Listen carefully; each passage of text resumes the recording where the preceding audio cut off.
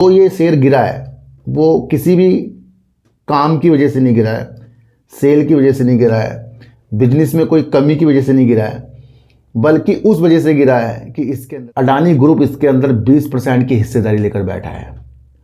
और अगर हम देखें तो विल्मर इंटरनेशनल और अडानी इंटरप्राइजेज पावर की, और अगर जेपी पावर की आवश्यकता वेदांता को है तो वो जेपी सेट के लिए तो बोली जीत ही गया है। पर मैं आपको एक चीज़ बताऊंगी, दोनों कंपनी अलग अलग है। कंपनी के अंदर प्रॉब्लम नहीं है कि इसका शेयर 800 से इतने नीचे आए, और कुछ उस वक्त भी ऐसा नहीं था कि इसका शेयर जो है आईपीओ के बाद 800 तक जाए। इंटरप्राइजेज और विल्मर इंटरनेशनल ने संयुक्त में 1999 में इस कंपनी में अपनी जोड़ी बनाई थी। तो उसके बाद इस कंपनी के अंदर काफ़ी उतार चढ़ाव आए, और जब इसका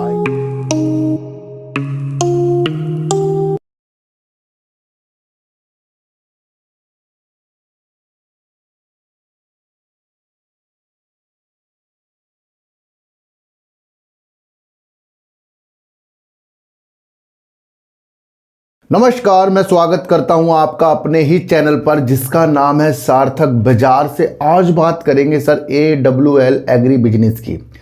पहले ये कंपनी अडानी विल्मर के नाम से जानी जाती थी, और आपको पता है अडानी इंटरप्राइजेज और विल्मर इंटरनेशनल ने संयुक्त में 1999 में इस कंपनी में अपनी जोड़ी बनाई थी। तो उसके बाद इस कंपनी के अंदर काफ़ी उतार चढ़ाव आए, और जब इसका आईपीओ आया तो कुछ दिनों बाद ये कंपनी का शेयर जो 800 रुपये तक भी जाकर पहुंचा, और इस कंपनी का शेयर इस वक्त 270-74 रुपये करीब का है। देखो सर, मैं आपको एक चीज़ बताऊं, कुछ भी ऐसी कंपनी के अंदर प्रॉब्लम नहीं है कि इसका शेयर 800 से इतने नीचे आए, और कुछ उस वक्त भी ऐसा नहीं था कि इसका शेयर जो है आईपीओ के बाद 800 तक जाए। दोनों तरफ एक बड़ी होड़ है, और वो है एक दूसरे की पैसे की नीतियों के साथ। कंपनी का अगर हम फंडामेंटल चेक करते हैं, सब कुछ सही है। कंपनी के अंदर से ऐसी कुछ भी चीज़ नहीं है कि इसकी सेल खराब हो रही हो, लॉस कर रही हो, अधिग्रहण में इनको प्रॉब्लम आ रही हो, नए नए प्रोडक्ट भी ये ला रहे हैं उसमें इन्हें प्रॉब्लम आ रही हो। तो ऐसा कुछ भी कंपनी के अंदर नहीं देखने को मिल रहा है। तो ऐसा क्या है कि इतनी अच्छा ब्रांड जो है फॉर्चून, आपको पता ही है नंबर 1 ब्रांड है भारत के अंदर, तो उसके बावजूद भी कंपनी का शेयर जो है इतने नीचे कैसे है। सोचने का विषय ये है कि कंपनी के अंदर कोई प्रॉब्लम तो नहीं है, पर जब अडानी ग्रुप ने कहा था कि वो अपनी 44% की हिस्सेदारी बेचेगा, तब से इसके अंदर स्थितियां डमाडोल हुई थी।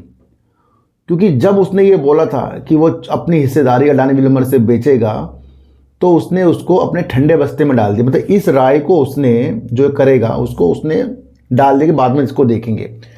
उस वक्त से ही कंपनी की जो प्रॉब्लम है शुरू होती गई, और आज शेयर कंपनी के नीचे। उसके बाद भी मैं आपको एक चीज़ बताऊं, अभी भी अडानी ग्रुप इसके अंदर 20% की हिस्सेदारी लेकर बैठा है।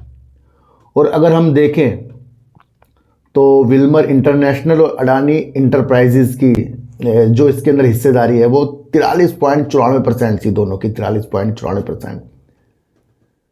तो कहीं ना कहीं आपको स्थितियों को समझना है कि जो ये शेयर गिरा है वो किसी भी काम की वजह से नहीं गिरा है, सेल की वजह से नहीं गिरा है, बिजनेस में कोई कमी की वजह से नहीं गिरा है, बल्कि उस वजह से गिरा है कि इसके अंदर से अडानी जी अलग हो गए। चलो अडानी जी इसके अंदर से अलग हो गए, उनका वो अपना मैटर हो गया, पर अभी भी 20% है।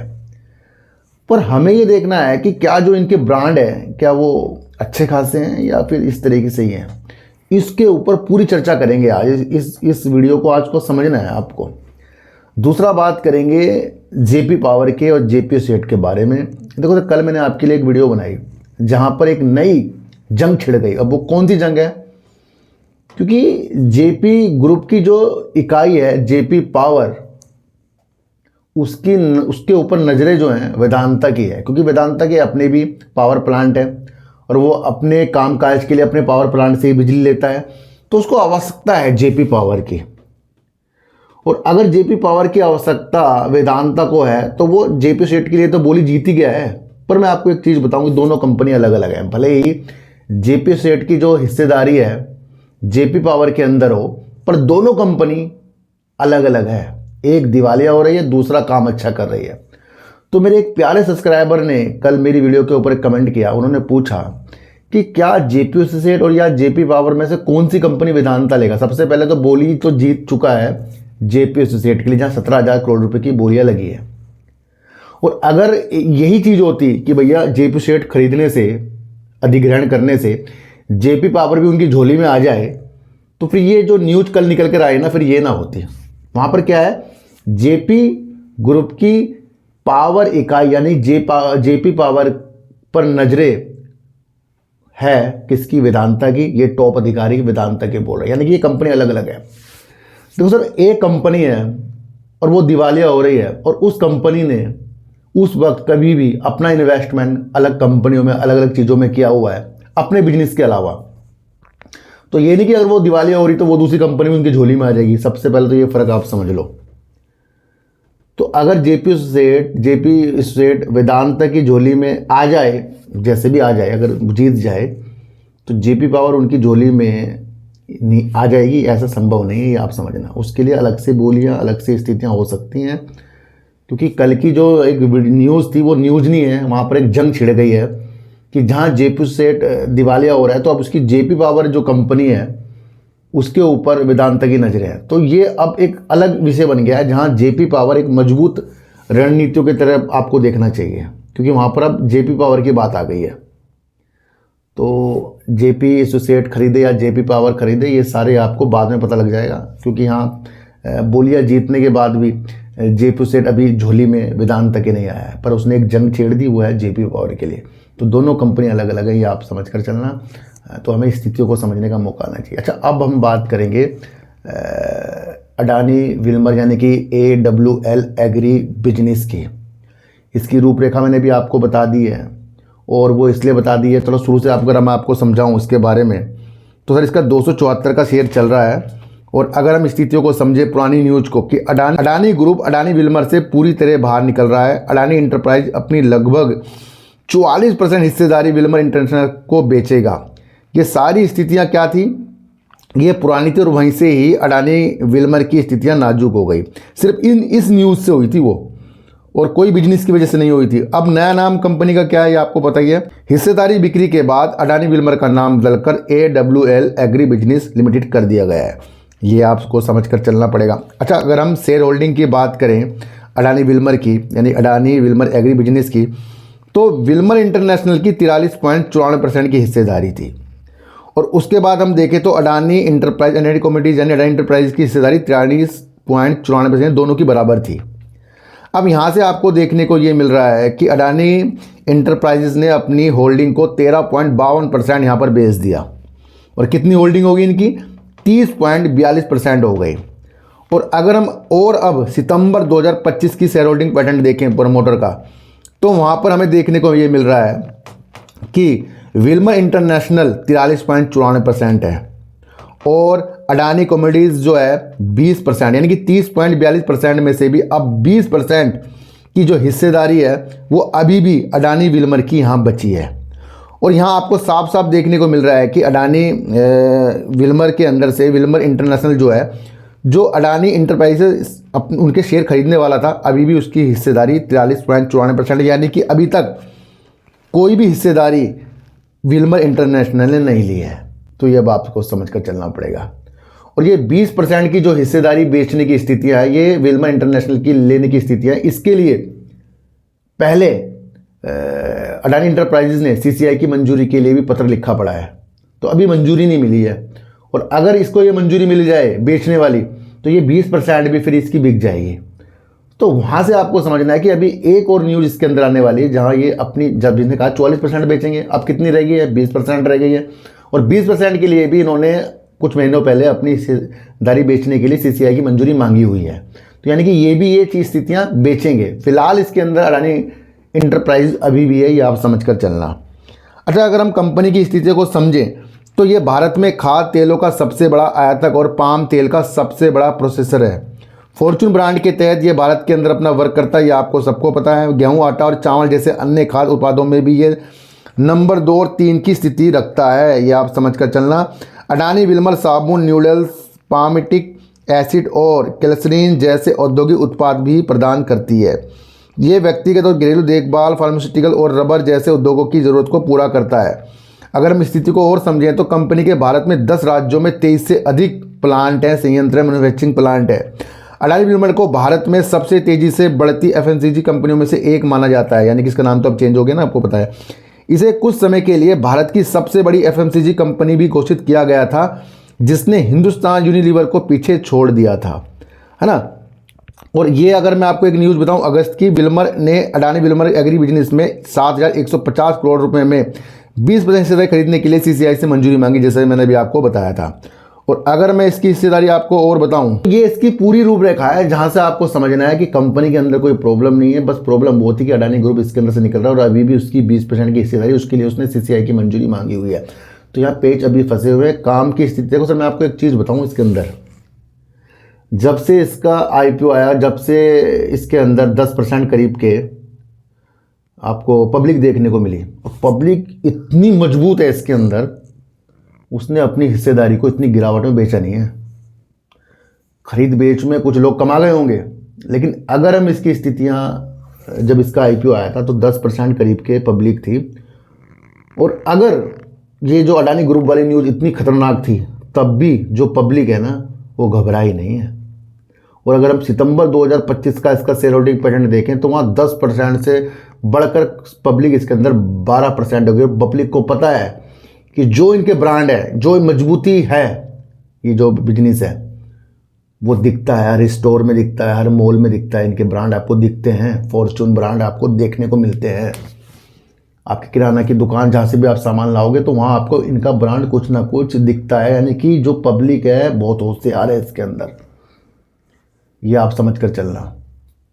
तो पब्लिक का काफ़ी मैटर होता है कि अगर वो चीज़ों को समझ जाए तो उससे फिर बैठना पड़ता है। और छोटी मोटी कंपनियों के अंदर मैं आपको एक चीज़ और बताऊं, छोटी मोटी कंपनी के अंदर अगर आपको पब्लिक बहुत ज़्यादा देखने को मिल जाए, 60% 65%, तो वो शेयर जल्दी पनपता नहीं है। और अगर कोई कंपनी का शेयर बहुत बुलंदियों में है, उसकी पब्लिक शेयर होल्डिंग पैटर्न देख लेना, कभी भी 60% देखने को नहीं मिलेगा आपको, नीचे ही मिलेगा, बहुत कम मिलेगा। तो पब्लिक इसके अंदर बहुत समझदार है। जो मुझे इसकी एनालाइज देखने को मिली है वो मैं आपको बता रहा हूँ। मार्केट कैप अगर कंपनी का देखें तो 35,722 करोड़ का मार्केट कैप के हिसाब से कंपनी तीसरे नंबर पर आती है। वो इसलिए आती है कि भैया कंपनी का शेयर एक बार 800 तक भी गया था। करंट प्राइस 275 का हाई अगर हम देखें 329 का साल भर का, और 232 रुपये कंपनी का लो है, ये आप समझ कर चलना।